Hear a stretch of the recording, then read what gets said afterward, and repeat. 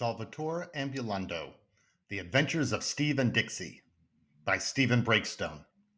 Episode 5, Snippets from My Journal. June 16th, 1986, Monday. I'm worried about Dixie. I'm not sure how much walking she can do.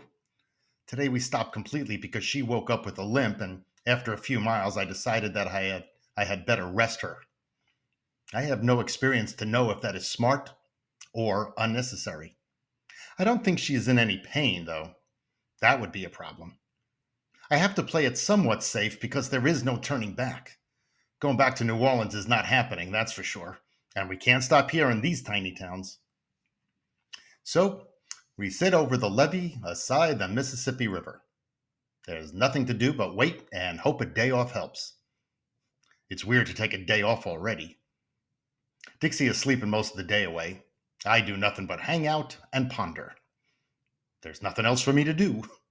The river flows, that's nice. It's pretty. That's it. That's the whole view. It's not exactly a very inspiring place to do nothing. It's boring. Later in the day.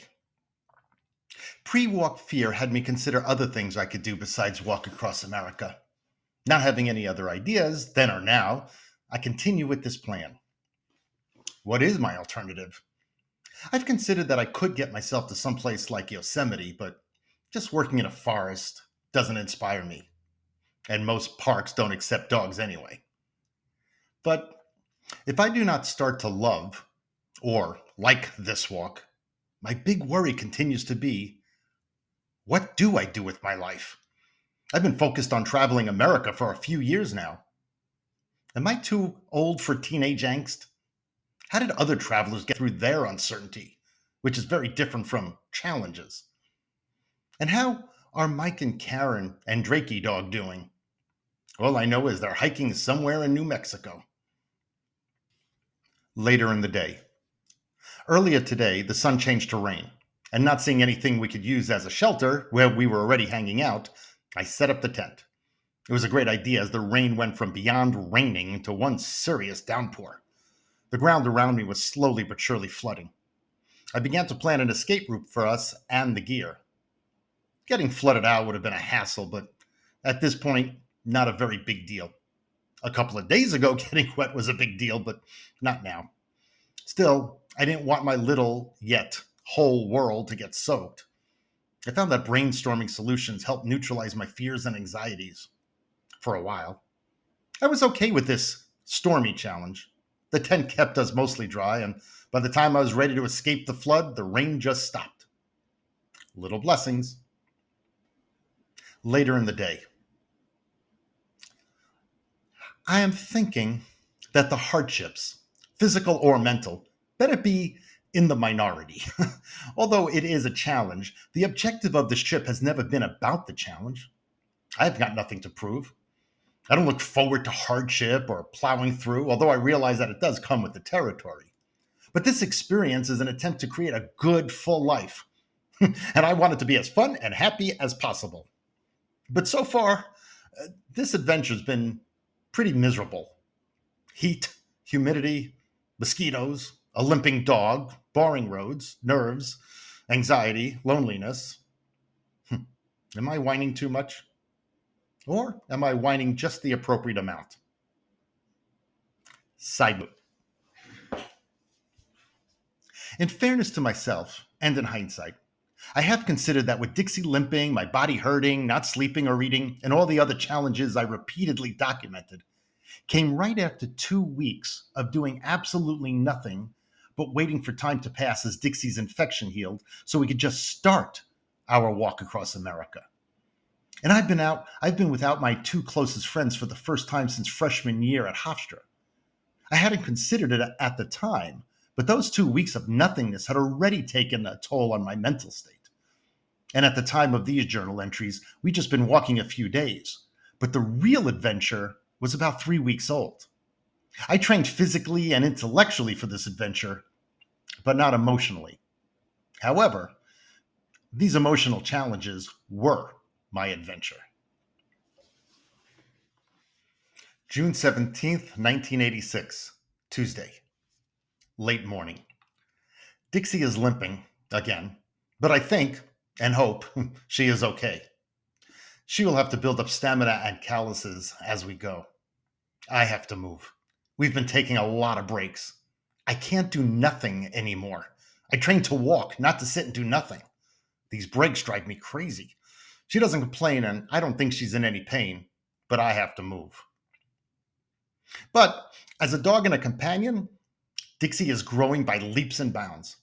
I still have to watch her closely as she's still learning the rules of walking on the road, but she is wonderful at waiting outside the door of a store right beside my pack as I go inside.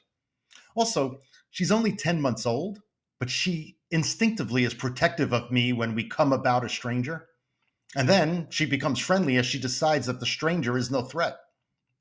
She continues to impress me. She may be my biggest concern, but she's also my biggest comfort. Side note,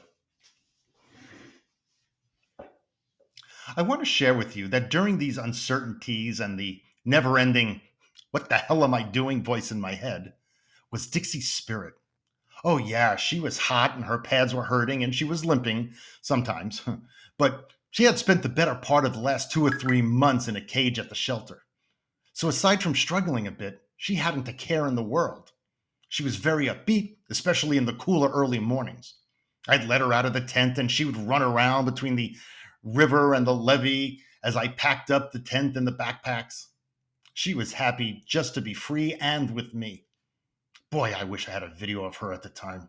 It was something to see.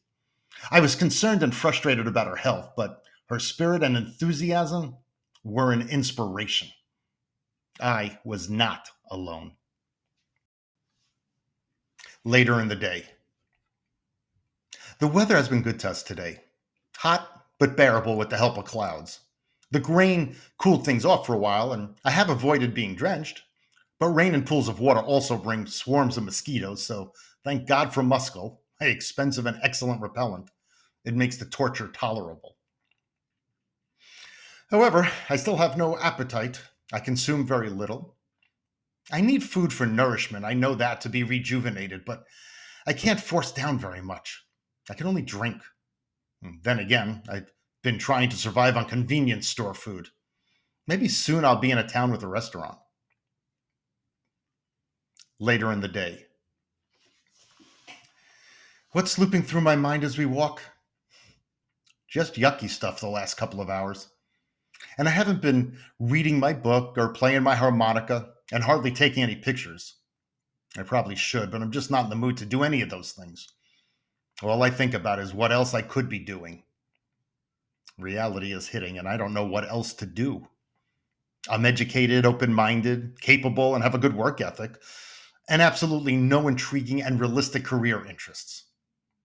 Let's face it, I don't have any special skills, talents, or passions. I'm smart, but not especially academic. I'm athletic, but I'm no athlete. And I'm not especially talented, good looking, or charismatic. I'm just average. Yeah, I'm a really nice guy. So what? And there's no way that trying to make it as an actor in New York or Los Angeles is realistic, regardless of how impressive my Bachelor of Fine Arts degree from Hofstra is. What do other guys like me do? My childhood friends, peers I graduated with, 23-year-olds all over America? Nothing I have ever heard that has ever realistically interested me. That's for sure. I don't personally know one real person doing anything interesting with their life that I can realistically emulate. Well, except Mike and Karen. And I don't have a calling to be a lawyer or a doctor or a rabbi or a teacher or an entrepreneur or whatever.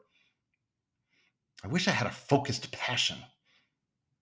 If I could, I would buy a passion. That would make things easier. You know, I don't think I know one grown up who's passionate about their job or life for that matter. Well, maybe that's not fair or true, but still, I don't know one adult who inspires me. That's a depressing thought. I guess that's why at 23 years old, I'm walking up the Mississippi River in Louisiana in mid June. Side note, Solvitur Ambulando. Until next time, peace.